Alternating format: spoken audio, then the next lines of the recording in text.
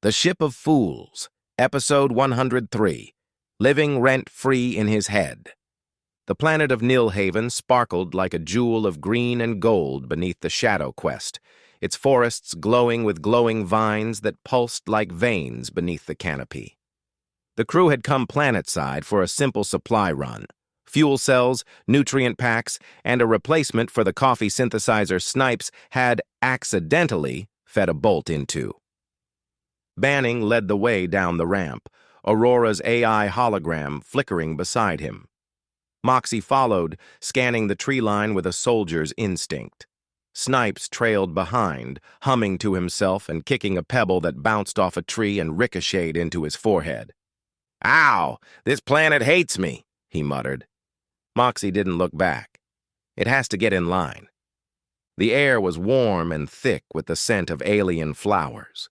Strange insects buzzed overhead, leaving trails of light like tiny comets.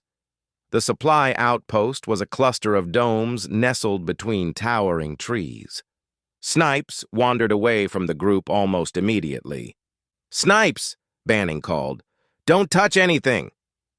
"I won't!" Snipes shouted, already touching everything. He found it near the edge of the clearing, a shimmering figure hovering above the ground like a ghost made of starlight. It had no face, no limbs, no features at all. Just a swirling mass of radiant energy, pulsing gently like a heartbeat. Snipes froze. The entity drifted closer. A voice echoed inside his skull, warm, curious, childlike. "Hello." Snipes yelped and fell backward. "Ah, telepathy! Stranger danger! Stay away!" "Do not fear," the voice said. "I am curious. You are human?" Snipes blinked. "Last time I checked. I wish to understand. What is it like to be you?" Snipes scratched his head. Confusing? Loud? Sticky sometimes?" The entity pulsed brighter. "Fascinating. May I experience it?" Snipes frowned. "Experience what?" "Being human. I wish to inhabit your mind, temporarily. I will pay rent." Snipes' eyes widened. "Rent?" "Yes. Golden credits. Many golden credits." Snipes grinned. "Welcome home, roommate." When the crew returned to the ship, Snipes was already acting strange. He hummed. He twitched. He giggled at nothing. He narrated his own actions out loud. "I am walking. I am thinking. I am blinking. I am—" Moxie grabbed his shoulders. "Snipes, what did you do?" Snipes smiled too widely. "I made a business deal." Aurora flickered beside him. "Your neural patterns are irregular." Snipes tapped his temple. "I have a tenant." Banning stared. "A what?" "A tenant! In my head, he's paying rent." Moxie blinked. "You rented out your brain?" "Just part of it," Snipes said proudly. "The part I wasn't using." Aurora dimmed. "That is not how brains work." Snipes waved her off. "Relax. He's harmless." Inside his mind, the entity whispered, "Why do your limbs bend this way? Why does your stomach make noises? Why do you have so many emotions? What is itchy? What is hungry? What is hidden treasure?" Snipes groaned. "Stop asking questions." Moxie frowned. "Who are you talking to?" Snipes pointed at his head. "My tenant." Banning rubbed his temples. "This is bad." Aurora scanned him. "His neural activity is crowded." Snipes nodded. "Yeah, he's a chatty little guy." Then Snipes froze. His eyes widened. "Oh no." Moxie stepped back. "What now?" Snipes whispered. "He told his friends." Within minutes, Snipes' mind became a cosmic apartment complex. Voices echoed inside his skull. "I want to see through his eyes. I want to taste food. I want to feel gravity. I want to understand sarcasm. I want to experience fear. I want to know why he keeps tripping." Snipes clutched his head. Stop! One at a time! Form a line! Moxie grabbed him. Snipes! What's happening? Snipes whimpered. I'm being gentrified. Aurora scanned him again. There are now 12 entities inside his mind. Banning stared. 12? Snipes nodded frantically. They're all paying rent, or they will, or they said they would, I think. I can't remember. They're talking over each other. He twitched violently. Stop asking what sweat is. Moxie whispered. We need to get him help. Aurora nodded. I recommend immediate psychiatric evaluation. Snipes gasped. No doctors. They'll evict my tenants. Banning sighed. That's the idea. The situation deteriorated quickly. Snipes began answering questions no one asked. He laughed at jokes no one told. He argued with people who weren't there. He walked into walls because 3 entities were trying to control his legs at once. He ate a sandwich upside down because one entity wanted to experience gravity from a new angle. He screamed at a lamp because one entity thought it was a predator. He cried because one entity discovered grief and wanted to try it out. Moxie whispered to Banning, We need to sedate him. Banning nodded. We need to commit him. Aurora added, Statistically, he is moments away from catastrophic neurological collapse. Snipes shouted, Stop asking why my heart beats. Just as Banning reached for a tranquilizer injector, the ship's comms chimed. Aurora flickered. Incoming message from the Galactic Civil Affairs Office. Banning frowned. What do they want? Aurora played the message. A bored, bureaucratic voice droned. Attention, human known as Snipes. It has come to our attention that you are charging rent for mental habitation without a landlord license. This is a violation of Galactic Housing Code 47B. Cease all rental activity immediately. Snipes gasped. I'm being fined? The voice continued. You are hereby ordered to evict all tenants from your mind. Snipes screamed. No! I need that money! Inside his head, the entities whispered, We cannot stay if it is illegal. We must vacate. We do not wish to cause trouble. Thank you for the experience. Your brain was interesting. Goodbye. And just like that, silence. Snipes blinked. Then he collapsed. He woke up in the med bay, staring at the ceiling. Moxie leaned over him. You back? Snipes nodded weakly. I think so. Banning crossed his arms. You rented out your brain. Snipes groaned. I know.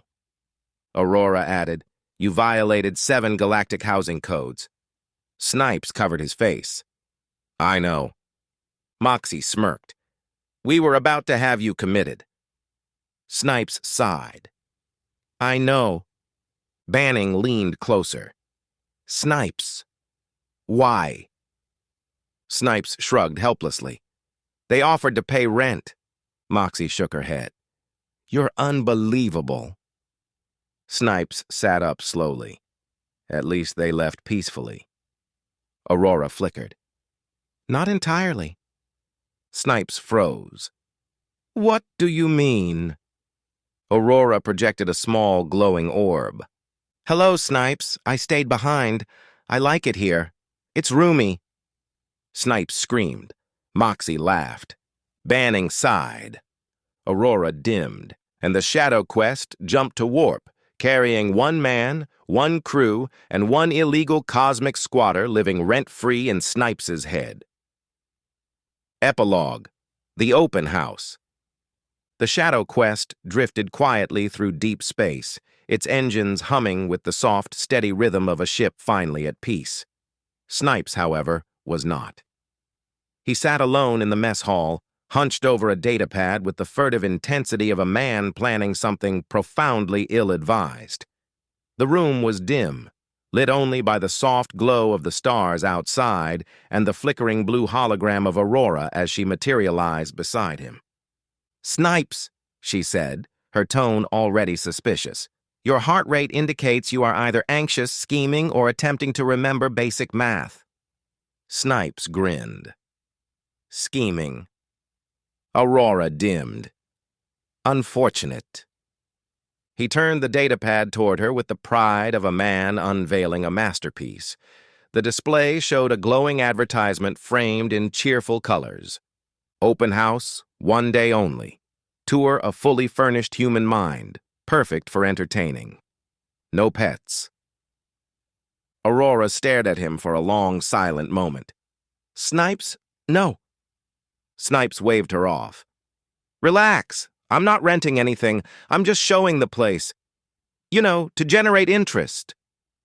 Aurora folded her holographic arms. Interest in what?